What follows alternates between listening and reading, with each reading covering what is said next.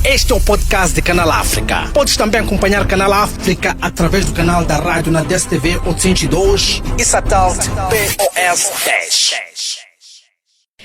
A caminho das eleições gerais de 24 de agosto em Angola, fazemos o balanço daquela que foi a primeira semana da campanha eleitoral. E para fazer uma leitura, temos aqui em linha Timóteo Miranda, ativista social. Muito boa noite, Timóteo. Boa noite, sim. Bem, eu faço uma análise não muito positiva, porque ainda continuamos a assistir a um conjunto de práticas que vão viciando assim o processo eleitoral. Estes mesmos vícios já vinham se registrando a partir da fase pré-eleitoral, principalmente durante o registro oficioso, e ainda continuamos a assistir os mesmos problemas. Não temos assistido uma comunicação social imparcial, sendo que tem trabalhado massivamente para a divulgação dos planos, né, de governação do partido na situação. Só, por exemplo, tem aqui um estudo de monitoria feito no dia 30 de julho. A comunicação social, nomeadamente a Televisão Pública de Angola, dedicou 60 minutos e 16 segundos no comício do partido na situação, MPLA. No Jornal da Tarde, voltou a passar 4 peças com 16 minutos e 6 segundos, e no Telejornal das 20 foram 5 peças para o MPLA e 25 minutos. Olhando para os dados do partido na situação, do meu partido na situação UNITA, nós encontramos num total daquele mesmo dia, 30 de julho, de menos 3 minutos dedicados à UNITA. Já conseguimos aqui notar a disparidade em termos de prestação de serviço que tem se assistido no nosso país. No tempo de antena que é dedicado aos partidos políticos, à luz da lei eleitoral, que são 5 minutos de campanha, temos assistido que os partidos da oposição têm aproveitado aquele momento para poder apresentar os seus planos de governação. Fora disso, é mais um MPLA, aproveitando 5 minutos, mais outros minutos que a televisão pública oferece. Os debates televisivos, nomeadamente que realizam-se aos finais de semana, têm sido praticamente um momento também do partido na situação, sendo que muitos que fazem lá ou dão o seu contributo são bocas de aluguel do regime ao serviço de inteligência. Então, nós, nesta primeira semana de campanha, a segunda semana, nós temos assistido a um conjunto de comportamentos que atendem à integridade da transparência eleitoral. Por isso é que os partidos na oposição juntaram-se e haviam convocado ou apresentado a intenção de se convocar uma manifestação que deveria se realizar no último sábado em Luanda, mas que o governo provincial de Luanda, trouxe determinados argumentos de que não poderia ser possível. E dentre as pautas reivindicativas dos partidos na oposição, estava lá a questão da não publicação das listas provisórias e dos cadernos eleitorais, sendo que já nos encontramos há pelo menos 23 dias do início das eleições ou da votação, mas até agora não conhecemos nos cadernos eleitorais nem as listas provisórias dos que vão votar. E isso culminou em um conjunto de problemas, sendo que o Ministério da Administração e Território, em comunhão com a CNE, que é a Comissão Nacional Eleitoral, disponibilizaram um novo mecanismo de se poder fazer uma pesquisa dos locais de votação. E o que tudo parecia ser uma medida também aceitável, acabou por trazer outras perspectivas que, na realidade, levantaram um conjunto de debates a nível do país. Foi-se vendo que ainda existe na base de dados do MAT determinados elementos que já morreram há muito tempo, e conseguimos até ver pessoas que morreram em 2006 ainda existindo na base de dados de cidadãos eleitores.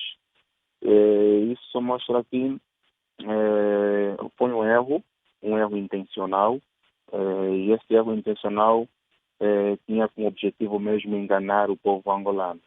Outro elemento da pauta reivindicativa é que, por exemplo, nós temos visto que a nível não só da TPA, né, vamos ver também do Jornal de Angola, quer dizer, a nível da comunicação social pública, tem se feito uma campanha intencional. Por exemplo, as capas de jornais a nível da semana tem-se visto que, quanto ao partido na situação, há sempre um destaque maior.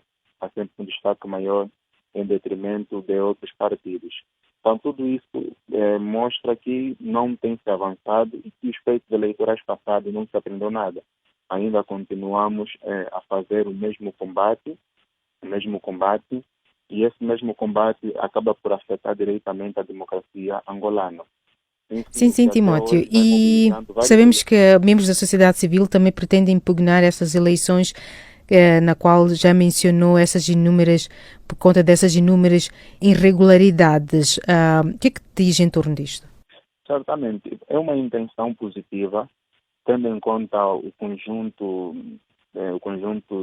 a conjuntura que nos apresenta, tendo em conta as várias dinâmicas.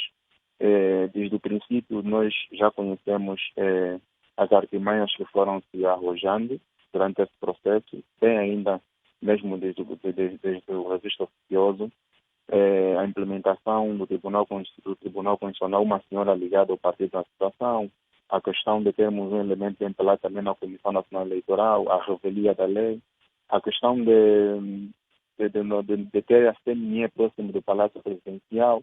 Tudo isso já tem feito denúncias, e a sociedade civil em Angola, bem como também outras entidades, acham e têm uma ideia de que, mesmo que se vá às eleições, podemos ter resultados diferentes, mas é um processo completamente viciado.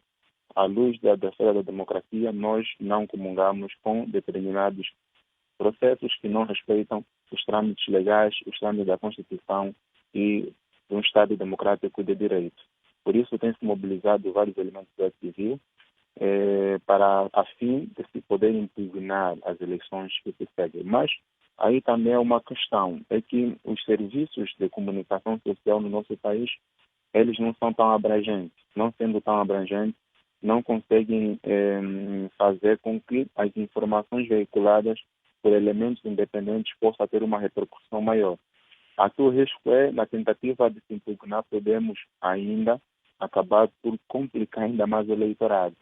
Então, aqui também está a grande questão.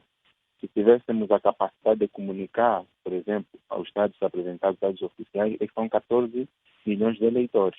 Se tivéssemos a capacidade de, pelo menos, comunicar para 10 milhões, seria uma medida aceitável e que deveria se dar um apoio massivo. Mas, infelizmente, o partido na situação cria várias variantes, e essas mesmas variantes fazem com que a comunicação social esteja voltada para si.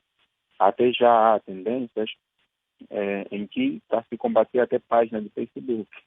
Páginas de Facebook estão de ser quebrado um documento de credenciamento, como se tratasse de uma comunicação completamente formal, como se diz a regra. E também, pelo clima eleitoral que nós estamos a conhecer agora, não estaremos assustados também se os partidos na oposição também façam uma impugnação dessas eleições.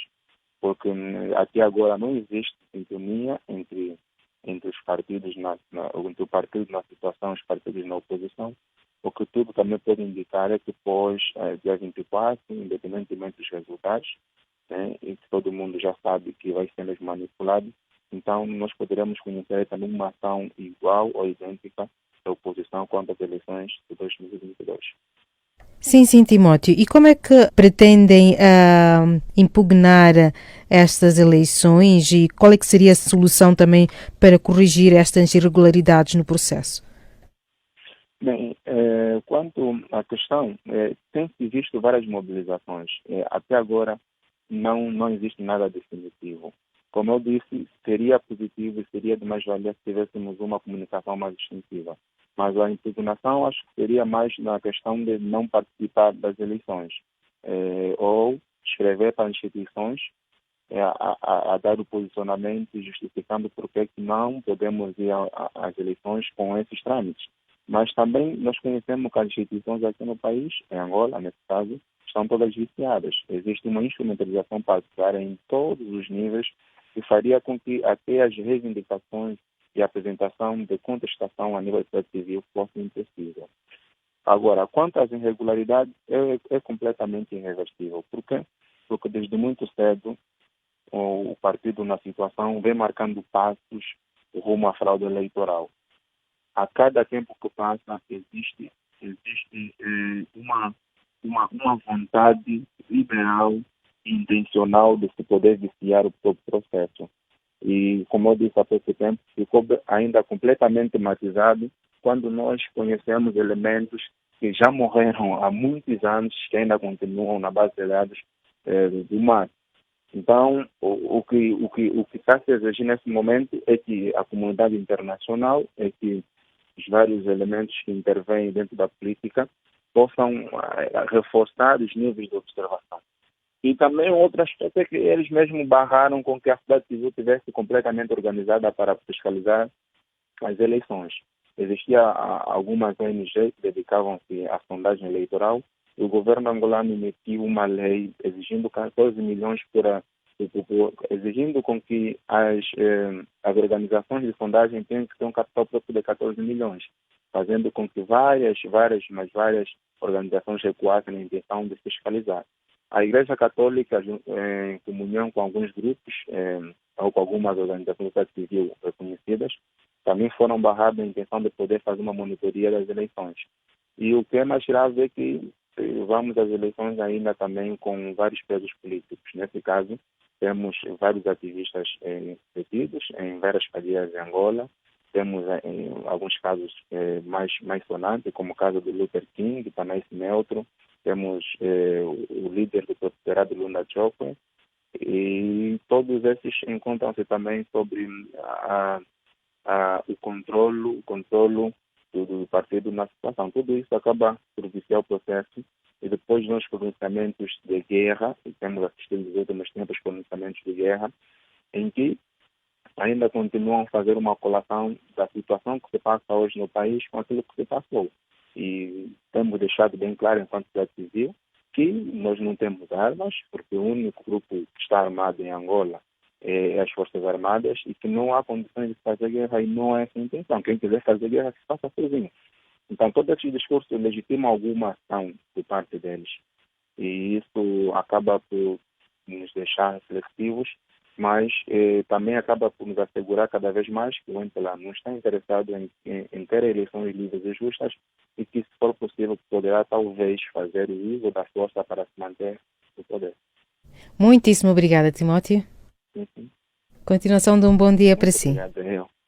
E estas foram as palavras de Timóteo Miranda, ativista social angolano, falando ao Canal África. Esse foi o podcast Canal África, na perspectiva africana.